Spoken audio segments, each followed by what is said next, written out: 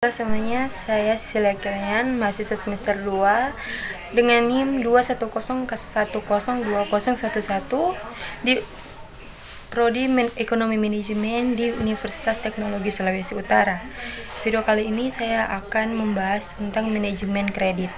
Agenda yang akan kita bahas, yang pertama ada aspek penilaian kredit, prosedur pemberian kredit, teknik penyelesaian kredit macet, studi kasus, dan ada daftar pustaka.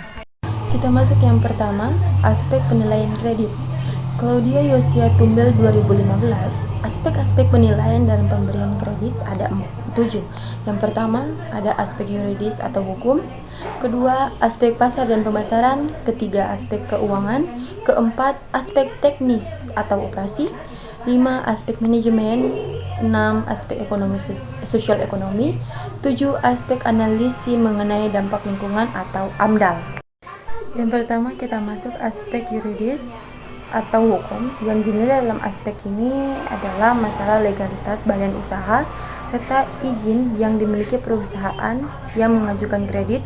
Penilaian dimulai dari meneliti keabsahan dan kesempurnaan akte pendiri perusahaan sehingga dapat diketahui siapa pemiliknya dan besar modal masing-masing pemilik. Aspek pasar dan pemasaran. Dalam aspek ini yang kita nilai adalah besar kecilnya permintaan terhadap produk yang dihasilkan sekarang ini dan di masa yang akan datang, sehingga diketahui prospek pemasaran produk tersebut. Yang ketiga, aspek keuangan. Aspek yang dinilai adalah sumber-sumber dana yang dimiliki untuk membiayai usahanya dan bagaimana penggunaan dana tersebut. Di samping itu, hendaknya dibuat cash flow keuangan perusahaan. Yang keempat, aspek teknis atau operasi merupakan aspek yang membahas masalah yang berkaitan dengan produksi, lokasi, dan layout, seperti kapasitas mesin yang digunakan. Masalah lokasi usaha seperti kantor pusat, cabang, atau pergudangan. Demikian pula dengan masalah layout mesin-mesin yang termasuk jenis mesin dan teknologi yang digunakan. Yang kelima, aspek manajemen. Aspek ini digunakan untuk menilai struktur organisasi perusahaan, sumber daya manusia yang dimiliki, serta latar belakang pendidikan dan pengalaman sumber daya manusianya. Pengalaman perusahaan dapat mengelola berbagai proyek yang ada jika juga menjadi pertimbangan lainnya. Yang keenam, aspek sosial ekonomi. Aspek sosial ekonomi adalah analisis dampaknya yang ditimbulkan akibat adanya proyek terhadap perekonomian masyarakat dan sosial masyarakat secara umum. Dan yang terakhir, aspek analisis mengenai dampak lingkungan atau AMDAL. AMDAL terhadap lingkungan baik darat, air, udara, termasuk kesehatan manusia. Apabila proyek tersebut dijalankan, analisis ini dilakukan secara mendalam sebelum kredit tersebut disalurkan, sehingga proyek yang dibiayai tidak akan mengalami pencemaran lingkungan sekitarnya. Kita masuk dalam prosedur pemberian kredit. Tatang SSTPI 2011, pemberian dan penilaian kredit oleh perbankan pada umumnya tidak jauh berbeda. Perbedaannya terletak pada persyaratan yang ditetapkan dan pertimbangan masing-masing. Kita masuk dalam pengajuan berkas-berkas. Pengajuan proposal terkait hendaklah berisi antara lain latar belakang perusahaan dan kelompok usaha, B. maksud dan tujuan, C. besarnya kredit dan jangka waktu, D. pengambilan kredit, dan E. jaminan kredit. Selanjutnya, pemeriksaan berkas-berkas. Untuk mengetahui apakah berkas pinjaman yang sudah diajukan sudah lengkap sesuai persyaratan dan sudah benar. Jika belum lengkap atau cukup, maka nasabah diminta untuk segera melengkapinya, dan apabila sampai batas waktu tertentu nasabah tidak melengkapinya kekurangannya, maka permohonan kreditnya dapat dibatalkan. Wawancara 1 merupakan penyelidikan kepada calon peminjam dengan langsung terhadap dengan calon peminjam. On the spot merupakan kegiatan pemeriksaan ke lapangan dengan meninjau berbagai objek yang akan dijadikan usaha atau jaminan, kemudian hasilnya dicocokkan dengan hasil wawancara 1. Wawancara 2 merupakan bagian perbaikan berkas yang mungkin ada kurangnya pada saat setelah dilakukan on the spot di lapangan.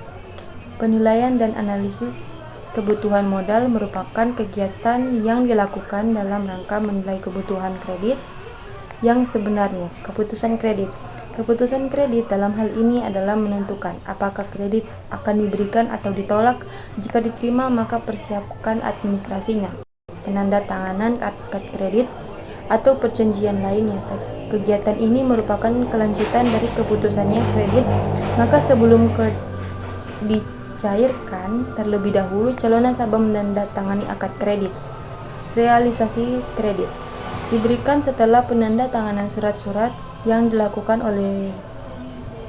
dengan membuka rekening giro atau tabungan di bank yang bersangkutan. Penyaluran atau penarikan adalah pencairan atau mengambil uang dari rekening sebagai realisasi dari pemberian kredit yang dapat diambil sesuai ketentuan dan tujuan kredit. Terakhir, ada penilaian kredit. Sebelum suatu fasilitas kredit diberikan, maka bank harus merasa yakin bahwa kredit yang diberikan benar-benar akan kembali. Dan selanjutnya kita masuk teknik penyelesaian kredit macet. Tobing SHMKN 2013 menerjemahkan penyelesaian secara administrasi bank kreditan antara lain sebagai berikut. Penjadwalan kembali atau rescheduling, yaitu perubahan syarat kredit yang menyangkut jadwal pembayaran dan atau jangka waktu termasuk masa tanggang, baik meliputi perubahan besarnya, angsuran maupun tidak. Persyaratan kembali atau conditioning, yaitu perubahan sebagian atau seluruh syarat-syarat kredit yang tidak terbatas pada perubahan jadwal pembayaran, jangka waktu, dan persyaratan lainnya secara tidak menyangkut perubahan maksimum saldo kredit dan konversi seluruh atau sebagian dari peminjam menjadi bank. Penataan kembali atau restoring, yaitu perubahan syarat-syarat kredit berupa penambahan dana bank dan atau konversi seluruh atau sebagian tunggakan bunga menjadi pokok kredit baru dan atau konversi seluruh atau sebagian dari kredit menjadi penyertaan dalam perusahaan. Sedangkan penyelesaian melalui jalur hukum antara lain melalui panitia urusan piutang negara, melalui badan peradilan, melalui arbitrase atau badan alternatif penyelesaian sengketa.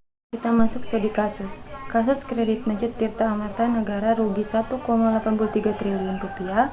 Badan Pemeriksaan Keuangan atau BPK telah menyelesaikan audit investigasi dalam rangka menghitung kerugian negara atas pemberian fasilitas kredit oleh Bank Mandiri kepada PT Tirta Amarta Banking Company pada tahun 2008 sampai 2015.